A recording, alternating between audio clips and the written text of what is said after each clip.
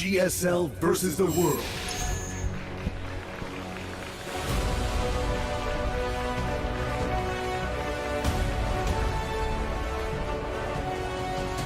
Welcome back to the GSL versus the World Finals. Tastes and Artosis here this time. So far, it's looking like we expected, but there's still room for a comeback. The Lasers still got to hold out hope. Yeah. I mean, those first two games were pretty quick, to be honest. Yeah. Cyril really did bash through, but you know what?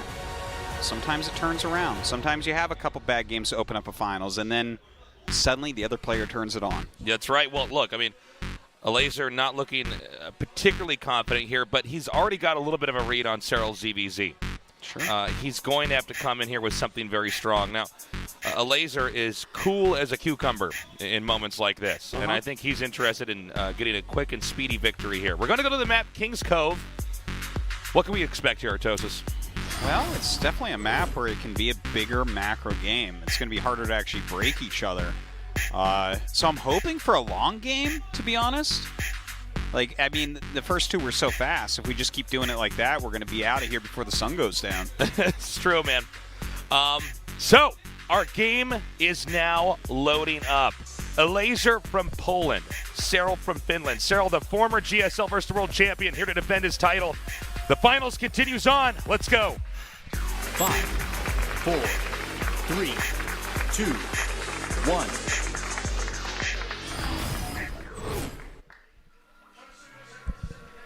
In the upper left, from Poland, our Zerg player, he is Ego Esports, Elaser.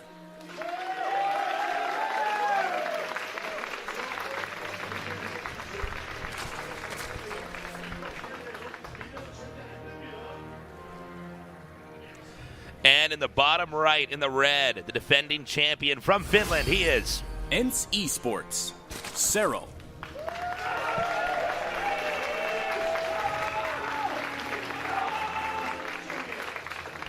Let's see what this monster has up his sleeves this time. So good to have all you guys down here at the finals. Yeah. We get people coming in from all over the world. It's been such a great crowd, really. Everyone's so friendly. It's having a great time here together. So, as we saw earlier, Cyril, very quick games, taking a commanding lead here.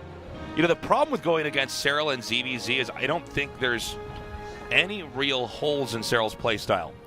Yeah. You know, he's really sort of maxed out all of his stats in every matchup. It's kind of crazy. Yeah, it's very, very hard to pull one over on him, and you know, he's so good mechanically.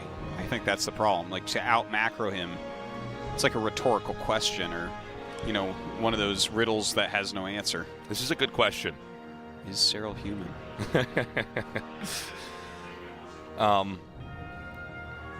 By the way, Gary's in the audience. Of course, Cyril GSL vs. support. World Finals. I got to say, this is just it's so tough here for Elaser to come back and stabilize. You know, in a situation like this, it was so unexpected that he got this far. I wonder what's going on in his head right now. Well, I think he's probably calm still. Yeah, you're down 2-0, but this is a best of 7. You know, you still have shots, even though everyone is kind of looking at this and saying, well, this is going to be one-sided. It's Cyril, he's unbeatable. A Laser is good enough that he can force something out of this, I think. Here comes a Laser now, taking his third base. It's going to be mirrored on the other side of the map here with Cyril as well. Yeah, very mirrored builds right now. Still waiting for the moment where one of them turns on the aggression. You know, at some point, one of them is going to make a bunch of Zerglings or something like that, and that's where we get the action going. Nothing requires you to make Zerglings right away unless you're about to be attacked by your opponent. So I mean, you basically have two forks in the road here. You can keep making drones and try to monitor them until you get to that correct drone amount, and then play a pretty extreme macro game. or you can halt making drones and go lings, and that's exactly what we're seeing here now with Serral. Serral has stopped that. He's getting 16 lings, getting ling speed, and he is about to barrel towards a laser. Now, laser needs to have the right amount of defenses. Baneling's Nest is going to finish. That is a defensive Baneling's Nest. Let's see if he can hold on. Yeah, he's starting to make some of his own lings and Banes right now. Serral is going across the map, and Overlord sees these lings incoming, though. And a laser even sneaks in one of his own lings to kind of check out what's going on. This just confirms what he already knows. Okay, now if Serral overextends and doesn't do any damage, it's going to be problematic. The problem, though, is that Serral is so strong in moments like this. He's going to come in here. It's key that the Banelings connect with the opposing player's lings. There's also the option to have 2 Banelings connect on top of a lot of their Banelings to take them out and make them inefficient. And so we see the back and forth, the ebb and the flow. Serral beginning to come in here as the Banelings are zoning back Laser's defensive links. Really good micro so far by Laser, I have to say. He's doing a great job. And it looks like, okay, all the Banelings are gone right now for Serral, so a Laser holds on nicely. Yeah, and this is exactly what we needed to see here from a Laser. Just watching the production tab, we see both players are going back to droning up, but right now, a laser, I don't know how this happened, but a laser actually a little bit behind the drones here. Just by holding that attack off, I was halfway through the sense, and I looked down and went, oh, okay. That's a bit weird. Peculiar, isn't it? But yeah, generally, in theory, the guy that does the aggression, if he gets no kills on workers or doesn't kill a hatchery, then the defender usually has the advantage. So now a laser is now going to throw down his Roach Warren and continue to tech up over on Serral's side of the map, getting +1 missile attacks. Yeah, definitely getting ready for that next stage here as far as tech goes. You know, the Ling Bane battles, you might see little pokes like that, but it's not likely to see much more on King's Cove after that initial wave. And so this map tends to incentivize players to macro up. Actually, does that? Okay, this is actually a really good scout. Yeah. Sees the layer, just finishes. He actually did not see it finish. Oh, I'm sorry. Saw it morphing. Okay. So, yeah, he's not entirely sure. It could be lined up with his, but instead it finished just a second after. So that's actually probably best case scenario for a laser, considering that it did get scouted, I guess. Now, we have the missile upgrades coming here from a laser, but it's going to be later than Serral's. So there's going to be a small window of time where if it becomes Roach versus Roach, Serral will have an advantage. Well, right now he's getting his lair and Roach Horn. He's actually getting Overlord speed, so that's going to help him to scout quite a bit coming up. It's going to be hard for a laser to pull the wool over his eyes, but I don't feel like he's trying to. You know, he's just making roaches right now, and we're going to see him move out and try to hit an attack when he hits the amount he wants. Yeah. We also have, with the 4th base being taken here, this may tempt a laser into some real aggression. Right now there's a little bit of back and forth, a little bit of map control here. But we see eight roaches being made, and a Nidus network starts. Yeah, Laser is the one that's going to be aggressive in this game. A Spire going up for Serral, but that is not something that we're likely to see used this game.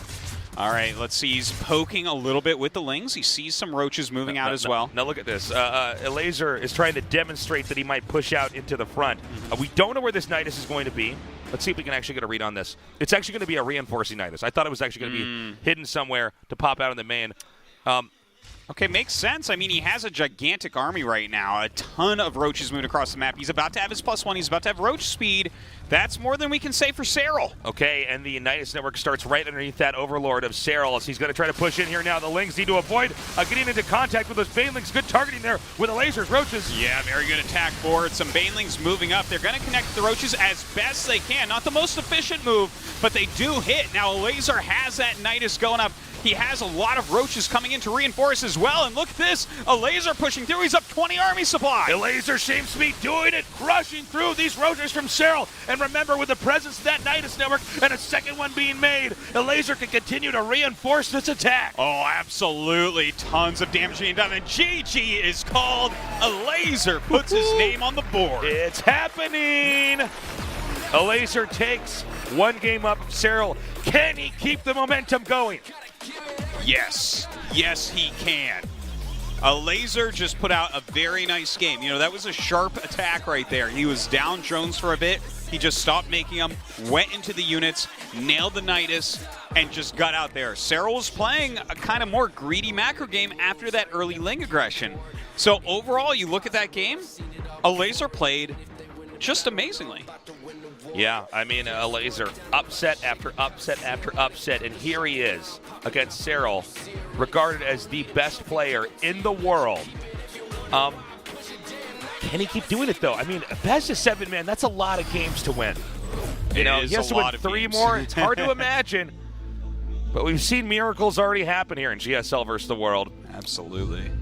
Acropolis going to be our next map. A very interesting map for ZVZ. Very large. Likely to see a longer game. And that game has now loaded up. Game 4, Elaser versus Cyril, starts now. 5, 4, 3, 2, 1.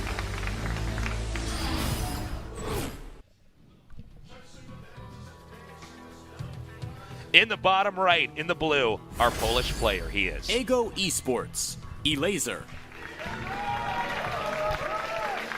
Nice win from him in that last game, giving him hope.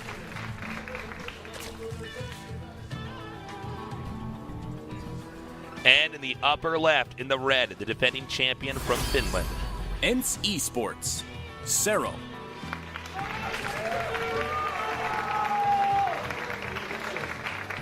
Many Cyril fans here in the audience.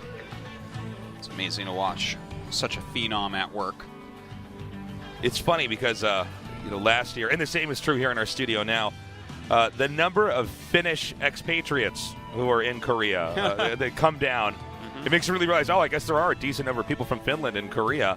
And, of course, why would you not come down here if Cyril's playing? Yeah. But, yeah, I imagine we probably have some players or some people from Poland here in the audience as well. I mean, it was really exciting news to see that Elaser actually manages to get in the finals. And here he is. He's taken 1 game off of the god himself, Cyril. Yeah. It's, I want to say they have a rivalry. We don't really see that, though, right? It's a little bit one-sided. This is a mountain, really, for Elaser to climb.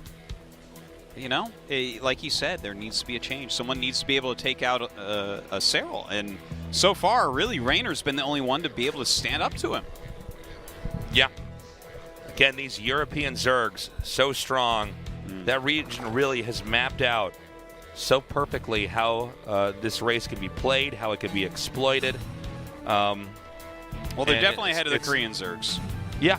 It was funny because really there was debate for a while, and you and me would actually joke about it because we think, why would the Europeans actually think that they might be better than the Koreans at Zerg? But that's just so silly. They thought that way before they actually were. Yeah.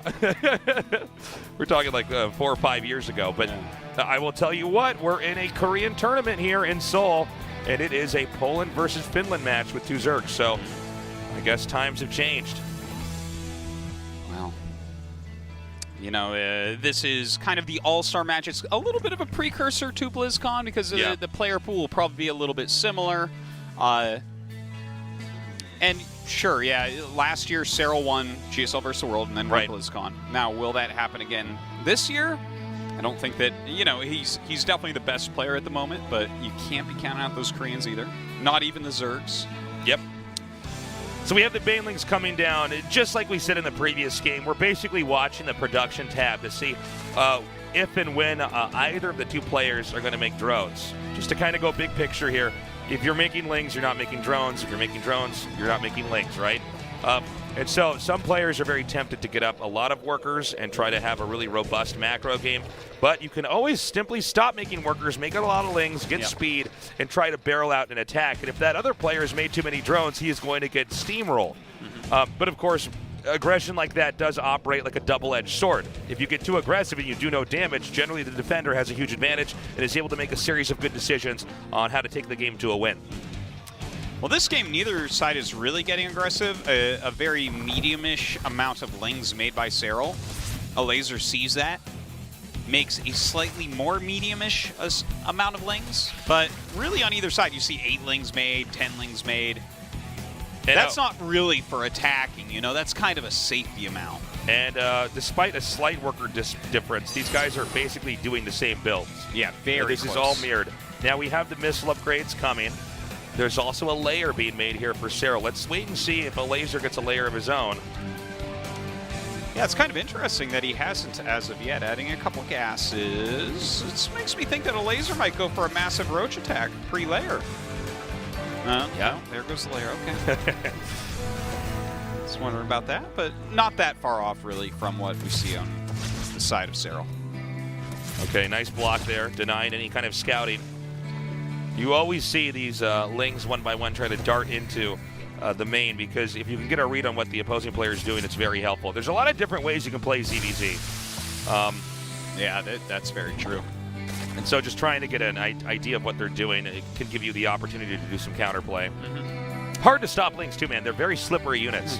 They're super fast, and basically only the queen's going to be able to hit them. So you got to really be on top of clogging your engines like we see over here. Yeah, good wall by Cyril. Really trying to deny scouting as much as he can, but both sides are getting Overlord speed. So definitely going to get some intel going very shortly here. Okay, the second evolution chamber coming up for Cyril. Okay. And a drop Overlord as well. Yeah. So the drop Overlord's going to try to shuttle some Zerglings into a position where obviously the other player has to try to defend.